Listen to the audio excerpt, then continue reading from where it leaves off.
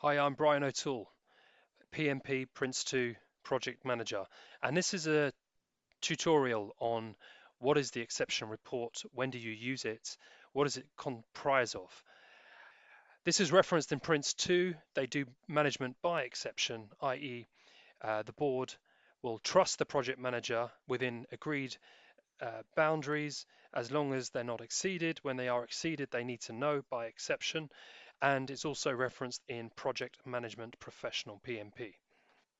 The exception report is produced by the project manager when a plan is now forecast to go beyond the agreed tolerances. Namely, these are the golden triangle of project management. You've got an agreed scope you'll deliver to a certain quality. You've got an agreed budget, and you've got a time scale in which to deliver. But how do you actually get to this position as a project manager? Of course, when a project is initiated, a mandate is given. You write your plan, you get your resources, the stakeholders to input into that plan, and you do the best that you can to estimate all the tasks that need to be done, the timescales associated to those tasks, and the resources required to deliver them. This is always done best endeavor and is informed often by lessons learned and experiences in other projects. Often you may try your best, you'll use your crystal ball and you'll try and come up with the right sequence of tasks with the right estimates. You're now live, and many of those risks that you've put down and thought might happen have happened. Many more that you didn't even predict have manifested. There's problems with resourcing. There's some assumptions made in planning that didn't bear out, and this is reality. You're going through your project now, your stages of your project, and you've got real, hard, tangible evidence to now inform the rest of the plan. You know that the plan that you've got and that the board has received won't work. This is where the exception report comes in. It's time to alert the board that something has to change based upon real lessons learned in the deployment. Or the alternative is you just put your head in the sand and you hope a miracle will happen and all of a sudden you'll be back on track. Well, that's not responsible project management. Projects by their nature deal in change, and so it's impossible to predict everything.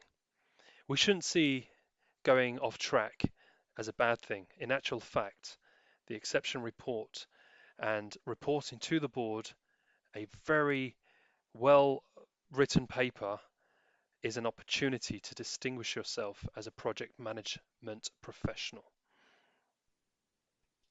So as you write your exception report, it is actually composed of the following things. Number one, you set the context. Outline what your project ultimate goals are and where you are in that project. What part of the stage plan are you in? What's the current situation? What has happened? How have you veered off course? Why have you veered off course? So the next thing is, what are the causes for the exception and what are the impacts to the project? You want to present this as rationally as possible, and when you have presented this, you then have an opportunity to show that there are options for the board to decide on how to proceed. You want to present your options as cleanly as possible. That is, for each option showing what the cost is, the benefit, and the risks are. You will have a recommended option that you'll present to the board, and this option will be imbued with all the lessons learned on this project so far, and it should give the board a degree of assurance that the recommended option and the subsequent revised plan, which will fall out of it, is actually based upon true lessons learned and real hard data, something which you wouldn't have had when the first plan was created. This is a period of an adjustment in the project, but actually can stop that project going off the cliff edge and enable the project to really achieve its outcomes whilst managing expectations of a board. So you'll go to your project board. You'll have the senior responsible officer there. You'll have your senior users, your senior suppliers, and they will have had a chance to read your paper and will now either reject or accept your recommendation, but the onus will be on them to decide on how to proceed. They may ask for more information, they may accept your recommendation, or they may choose another course. The decision lies with the board, and you, as a project manager, reporting to that board, will have done your duty and given the project the best chance of success. In summary, the exception report is a critical document for many reasons. First, it provides a carefully written documentation of some of the things that went wrong and actually is informed by real evidence in deployment instead of planning assumptions.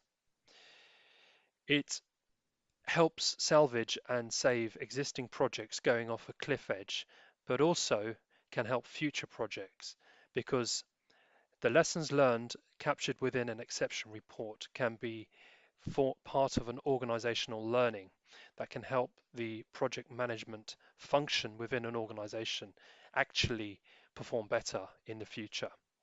For a project manager, it's a very responsible thing to produce a solid exception report when the time requires it. It's something we should be proactive in producing and actually can help distinguish yourself as a project management professional.